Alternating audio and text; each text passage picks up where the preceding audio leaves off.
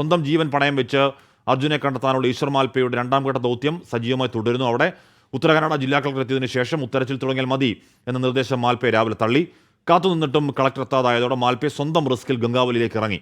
പുഴയുടെ തീരത്ത് നിന്ന് മാധ്യമപ്രവർത്തകരെ പോലീസ് ആ സമയം മാറ്റിയിരുന്നു.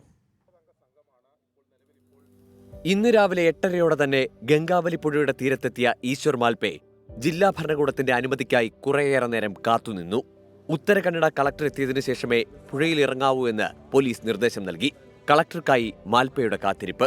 ഇറങ്ങാൻ പോകും. ഇപ്പോൾ DC അവർ പറഞ്ഞുണ്ട് ചിലപ്പോൾ ഇവിടെ തന്നെ ഉണ്ടെന്ന്. അവർ കണ്ടിട്ട് ഇപ്പോൾ കീഴിറങ്ങും. ഒരു 5 നിമിഷം നിൽക്കാൻ ചൊല്ലി. ഇപ്പോൾ ഞാൻ അങ്കൊല്ല വന്നിട്ടുണ്ട്. ഇപ്പോൾ ഒരു 5 നിമിഷം വന്നിട്ട് നീ കീഴിറങ്ങാൻ ചൊല്ലി അവർ. കളക്ടർ എത്തിയില്ല. ആരെയും കാത്തുനിൽക്കാതെ ഈശ്വർ മാൽപ്പെ ഗംഗാവലിയിലേക്ക് ഇറങ്ങി.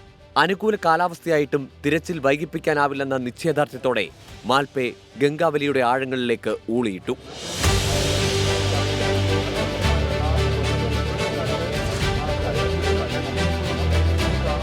കളക്ടർ എത്തിയില്ലെന്നും അനുമതി വൈകുമെന്നും മാധ്യമങ്ങൾ റിപ്പോർട്ട് ചെയ്തതോടെ പുഴയുടെ തീരത്ത് നിന്ന് മാറാൻ പോലീസിന്റെ നിർദ്ദേശം.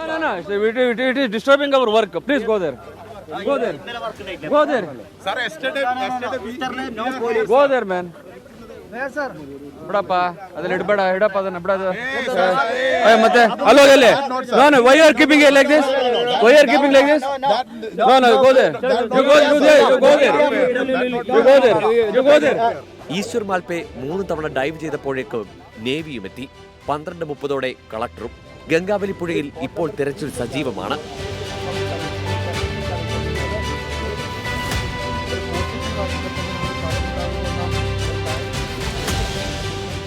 ആറ് നോട്ട്സിന് മുകളിൽ കുത്തൊഴുക്കുണ്ടായിരുന്ന ജൂലൈ 27-നാണ് ഈശ്വർ മാൽപ്പെ ആദ്യമായി അർജുനെ തിരയാൻ ഗംഗാവലി പുഴയിൽ ഇറങ്ങുന്നത്.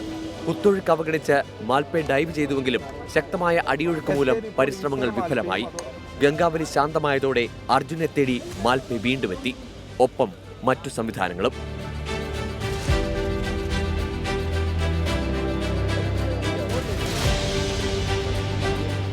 News desk 24.